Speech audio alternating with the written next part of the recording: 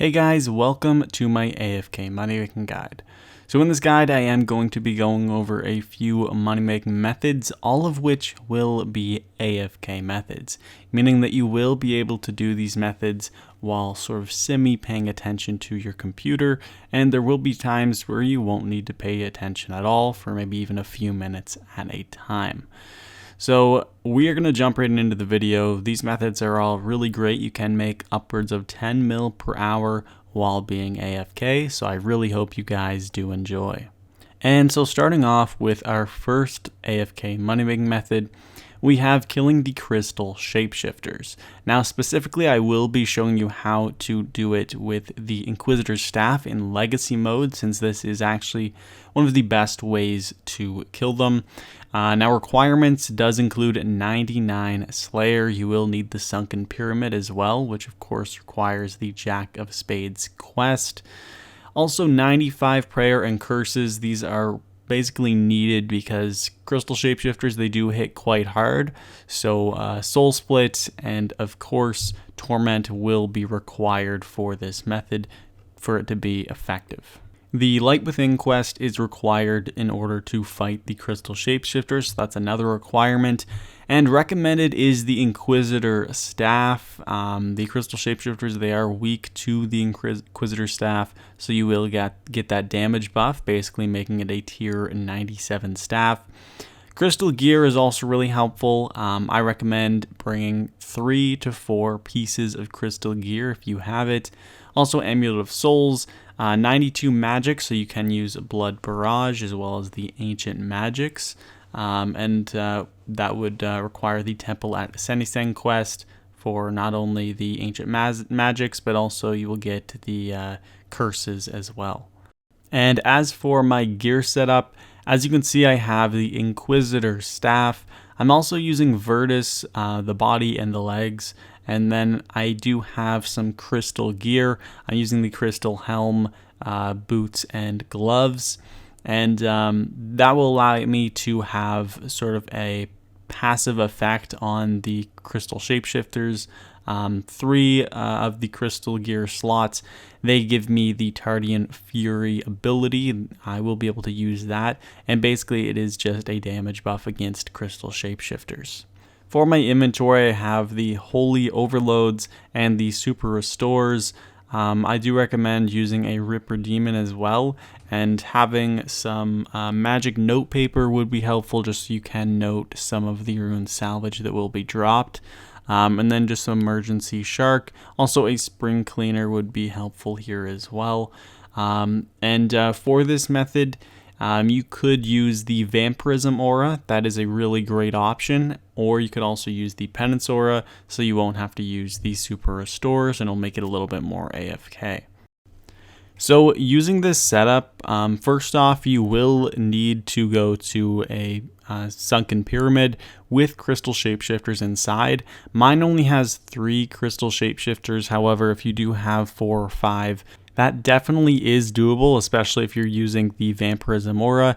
But for this, since I only have 3, I am going to be using the Penance aura, which will allow me to replenish some of my prayer points. So basically, this method, you are going to want to be using the Blood Barrage and make sure that you are using Soul Split and Torment. With the Penance aura, you'll basically be at unlimited prayer points. And the only thing you need to watch out for is your health. I do find that if I do not have an overload active, then my health sort of does end up dwindling, and I could actually be killed. The crystal shapeshifters, they are a pretty strong creature, so you do need to watch out for that, and just be cautious on your health. With 3 crystal shapeshifters and an overload active, you really don't have any problem. Usually you're around max health. But if the overload isn't active, then sometimes you might see your health quite low. So the main thing for this method is make sure that those overloads are always active. In terms of the loot that you are going to be getting from crystal shapeshifters, they do offer a lot of notables, so notable herbs, and they also do have the Tardian crystals. Now you can go to Tardian and exchange these with Angoth, and you will be able to get some crystal gear, which then can be sold on the Grand Exchange or alked. Basically, each crystal is worth at least 2,000 coins. and you are going to be getting a lot of your profit from these crystals, so make sure that you are picking them up. Aside from that, the rest of the drops mostly are notable. They also will have some rune salvage that you might need to pick up. Yeah, this method is fully AFK. The crystal shapeshifters, they are aggressive too if you do turn that option on when talking to Angoth, meaning you don't need to use any aggression potions. So that is really nice about this method. And yeah, that is basically it for this method. You can make up to 10 mil per hour doing it, especially if you have the 4 or 5 crystal shapeshifters in the dungeon. And moving on to our next method, we have fighting elves. The requirements for this method is 85 Slayer as well as Plague's End, so you will unlock Prifdinous. Now recommended is a Noxious Scythe. You will want that Halberd type range. Soul Split is extremely helpful, as well as Overloads and the Spring Cleaner, since they do drop a ton of alkables. Now the GP per hour that you can expect is right around 5 mil per hour. And for this, you will want some overloads as well as some aggression potions, some magic notepaper as well, just in case you do get some drops that aren't noted, which they do drop occasionally.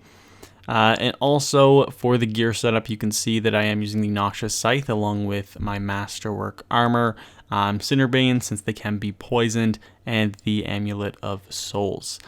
For this, you can use the Penance Aura or the Vampirism Aura. The thing with elves is they do hit quite hard, especially if you do have a few of them on you. They do have some bleed special attacks, which will hit really hard, so you do need to be cautious with that when fighting them. It does depend on the player's combat level and gear that they are using, but you can use the Penance Aura to make it a bit more AFK if you have fewer elves on you. Alternatively, to make it a bit safer, you can use that Vampirism Aura. So the elves, or the Iowerth scouts, they are located in Prifdinous. You can find them just about everywhere. However, I like finding them in the southwest portion of Prifdinous. And you will want to basically just attack a few of them and get them to aggro onto you, and then find a nice corner to sit in and use your AoE abilities on them. The thing with elves is they don't actually die. They only become defeated, so if they do run out of life points, they will simply maintain their position. They won't actually respawn, so you can lure them into one area, and every time they do sort of respawn per se, they'll respawn exactly where you killed them. So that makes it so you can lure these elves into an area, so you can have multiple on you at a time.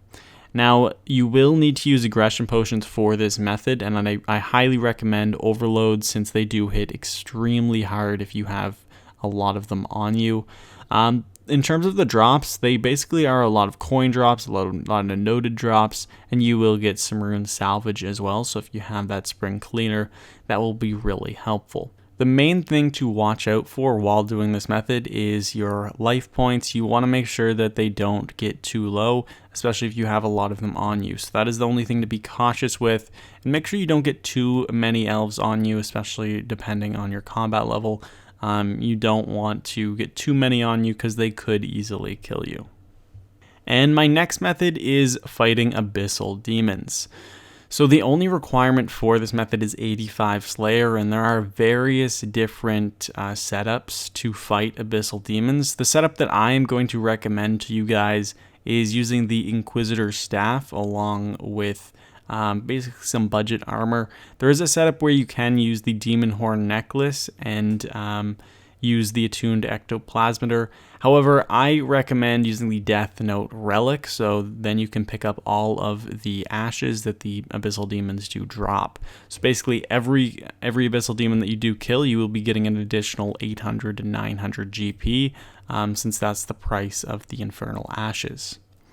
So recommended is the Inquisitor staff, the Spring Cleaner, gem bag. The Greater Chain ability is extremely helpful for Abyssal Demons. It's a great AoE magic ability, so if you guys do have that, it would certainly help. And of course the Death Note Relic, which will make it so the ashes are noted instead of being dropped singularly, so you can stack them in your inventory easily. Now, in terms of the gear setup, I am using the Inquisitor staff. I have the Virtus bottom since I have the scavenging perk on it. The scavenging perk, it is an excellent perk to use while fighting Abyssal Demons, since you're going to be getting a lot of kills per hour. And then aside from that, I have just some subjugation armor, Cinderbane gloves, since the Abyssal Demons can be poisoned. Basically, you will want some gear that can be repaired at a low cost. As for the action bar, you can see that I do start with Sunshine, then Greater Chain, Dragon Breath, Corruption Shot. So these are all sort of AoE abilities, and you will want them at the front of the action bar. The following abilities are just some strong threshold abilities as well as some basic abilities. So in order to start this method, I highly recommend getting a Slayer contract to fight Abyssal Demons. You'll not only get about 20% Slayer XP while you are fighting the Abyssal Demons, you'll also be able to cash in these contracts for about 200k, that would obviously help your GP per hour. Now, I don't really recommend leaving every 200 kills to get a new contract. However, that definitely could be done, but you are looking at killing about 1,000 to 1,500 of these per hour, so you would have to do a lot of trips back and forth. If you are looking for some additional GP, then you might want to do that. The downside is you might actually lose your spot, since Abyssal Demons are quite popular. Now also, if you are looking at my inventory, you can see that I am using the Spring Cleaner and Gem Bag as well as the Holy Overloads, and you do need to use aggression potions here at Abyssal Demons, so that is a bit more of an expense. Also, the Penance Aura, it is extremely helpful at Abyssal Demons. You really don't need the Vampirism Aura at all, since you will always be at max health if you are using Soul Split. So that being the case, the Penance Aura, it does make it much more AFK, which makes it better than using the Demon Horn Necklace and the Attuned Ectoplasmer, since you are basically maintaining maximum prayer points. And then you're also collecting the Infernal Ashes with the Death Note Relic. So most of these drops that the Abyssal Demons do have, they are mostly noted. You're going to be getting a lot of money off alchables, so that Spring Cleaner is going to be making most of your money. You will also get just some random noted drops like the Pure Essence, the Fire Orbs, and also some Magic Logs. The Infernal Ashes will be really nice if you do have the Death Note Relic active, and that will just boost your profit. So overall, you can expect right around 5 mil GP per hour at Abyssal Demons.